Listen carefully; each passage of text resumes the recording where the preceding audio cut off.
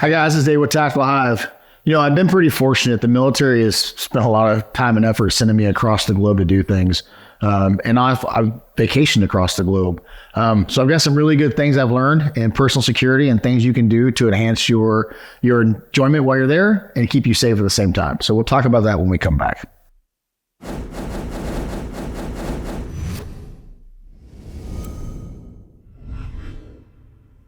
Hey guys, we'd like to thank Home Security Superstores for bringing you this video.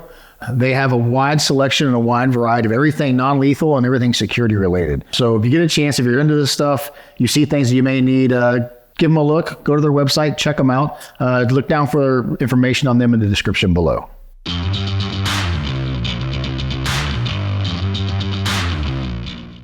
All right guys, we're back. So yeah, check it out. Spent a lot of TDY. TDY is temporary duty in the Army. And, that can be with a group of dudes, or in a lot of cases, in my case, was just by myself. And we have an entire intelligence portion, military intelligence, and even at our battalion and regimental levels that take our safety and our personal information safety and our unit safety to a really high degree of concern and security.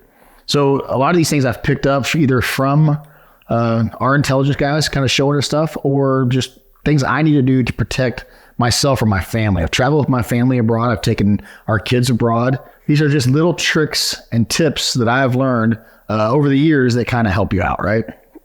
First and foremost, the number one thing, I'm always worried that I'm going to lose my passport or my wallet's going to get picked or something like that, right? So a very, very simple one is in your luggage, and you can even make a couple of them. You can keep one on your body, but I always take my whatever IDs that I have. I take those IDs and I copy them, and then I stick that usually in my luggage somewhere. So in the event I lose everything, I at least have a reference point. Some guys will take pictures on their phones. That's an option too. But again, phones get damaged, and phones run out of power, and phones get picked from you as well. So just consider that. And again, when it comes to security, layers of security, just like an onion, your personal security is the same. You want layers of it, right? Some little things I've learned, I travel in Mexico, been there quite a few times. Lessons learned just from across the board, right? Like you look at the environment you're going to operate into first. Don't dress like an American. Don't have your SOCOM uniform on, your giant watch, your KI bracelet, don't look like an American. You're like, well, how do I not do that? Right. So look at active pictures that are recent and just take a look at what are the crowds wearing? Sling bags are a big thing. Like here, we're like, if you see a fanny pack, you think, okay, I'm putting you into a category, right? Over there, very different. Like everybody carries a fanny pack or some type of sling bag. They don't even really use person, but it allows them to keep their stuff up close to them. It keeps it from getting pickpocketed, like a backpack on you or something like that. And it's small, and you can even tuck it under your shirt and make it even more inconspicuous. Great place to keep your wallets and your IDs and stuff like that. Your money. Okay, so, and this for me is really important in Mexico. And this has happened to me, and it came out on the positive side. I'll carry a large amount of cash on me. And I say a large amount of cash, I mean a couple $100, $600-700 in American money. I'll have some American money, not a whole lot, and then I'll have Mexican pesos. But all the money in my wallet, and some of it will be in American, and I want low bills, small bills, right? The money in my wallet, I consider that's my throwaway money. From there, I spread my money out. Man, I put money in my belt. So this is just a standard belt, wear it looks like anything else. You can get these in leather, you can get these in all kinds of things, right? But the cool thing is on the inside is my zipper, right? So I could have money spread out through here, and you can spread it long enough and far enough that when you feel it, it doesn't feel out of the way. I'll have money in my belt.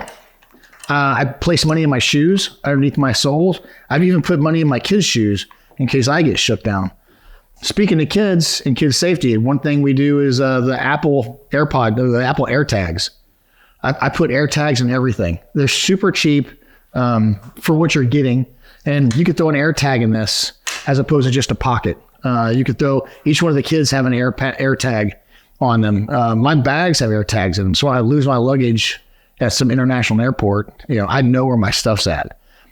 really good little hack there. I was actually stopped in Mexico, which is not an uncommon thing. I took a wrong turn. I had my wife and kids with me. Pulled over by 2 motorcycle cops and immediately knew which direction this was going, right? So they pull down. My Spanish is poor, it's almost non-existent, right? And their English, I don't know, maybe they spoke it, but they certainly wasn't speaking it to me. And, it started off with initially, you committed this crime and now you have to pay a fine of like $5,000. I'm like, well, obviously that's not going to happen, right? And so talking back and forth and working them down. And by me being able to open my wallet and show them, hey, this is all I have. Again, that's my throwaway money.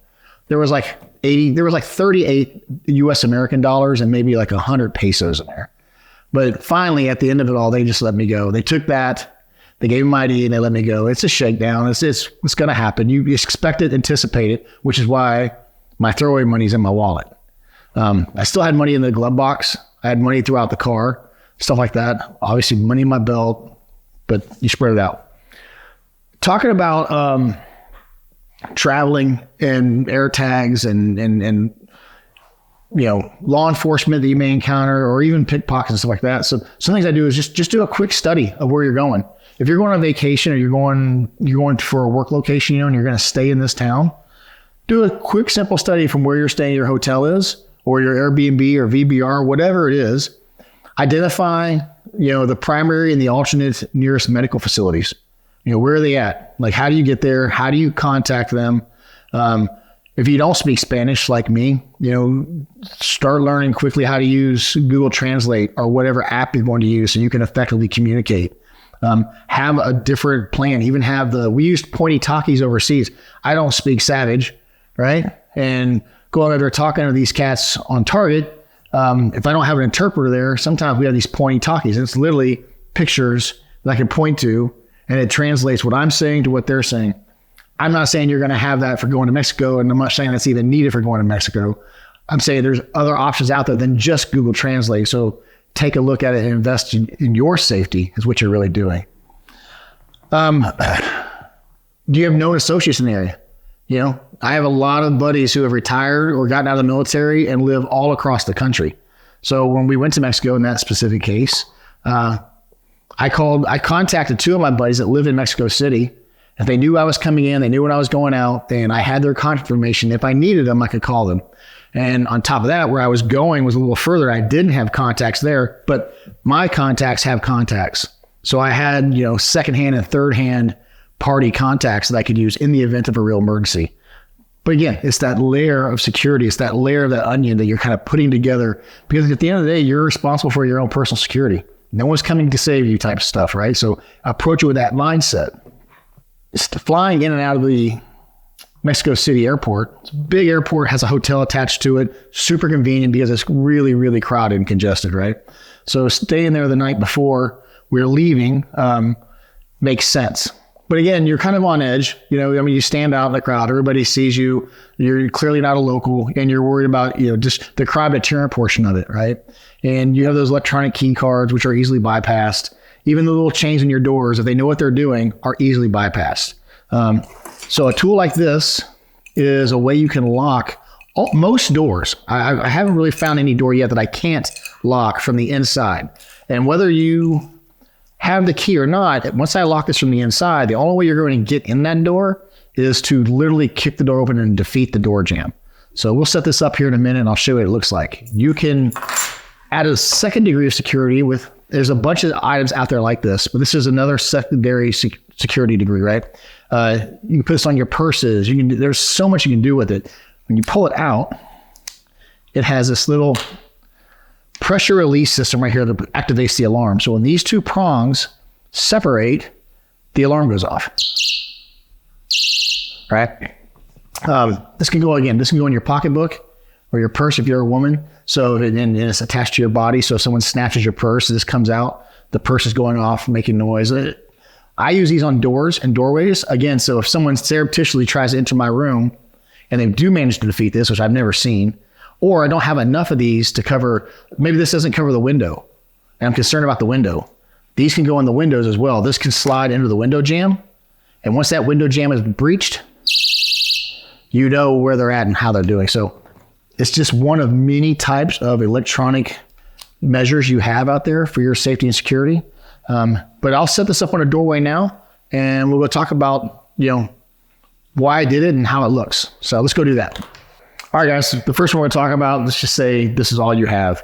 And when this is made by Lewis and Clark, again, you look for these online. You can buy them in 3-packs, 5-packs. They're really inexpensive, super lightweight, easy to carry, works off a 2032 battery.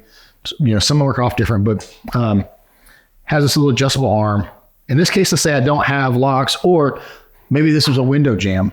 All I'm going to do with it, I'm going to pull out my activating little measure arm right here. I'm going to hang this on the door jamb like that. I'm going to stick this in there so that it makes contact. If that's a window seal, that would be in the window seal. So the moment the window seal is raised or open like this, when it's open, I definitely know someone's there, and they know that I'm there too. The second thing we'll talk about is these little door jambs, these little door locks. You have, depending on what type of locking mechanism and door jamb you have a small side and you have a large side, because some of them have the bigger, some of your hotels will have the larger multi-prong pieces. But this one here is a standard door size. This piece here is going to go in your door jamb right here like this. You're going to hold that in place and close the door like that. So that's in the door jamb. This sliding mechanism right here at the bottom, it's going to go in here like this. And once that's in, you just wiggle this down and that's locked. This right here prevents this door from coming open, and it's secured into that door jamb. So even if you defeat a chain or one of the door locking mechanisms here, or you have a key card, or you pick the lock, once this is open, it will not open until you kick the door open to defeat that door jamb. Getting out's easy, and you're out, okay? You can add with that. You can add to that. There we go. So this goes in. If you want an added layer of security, it's where you take this. You do the same thing we did before. But now you have, if they should defeat that for some way, now you have an audible sound as well. Maybe that audible sound which you want to alert people around you that, hey, you need help, right? Something's not right. They are super inexpensive, easy to carry, and gives you a good peace of mind, honestly, when you're overseas or abroad, or Detroit maybe.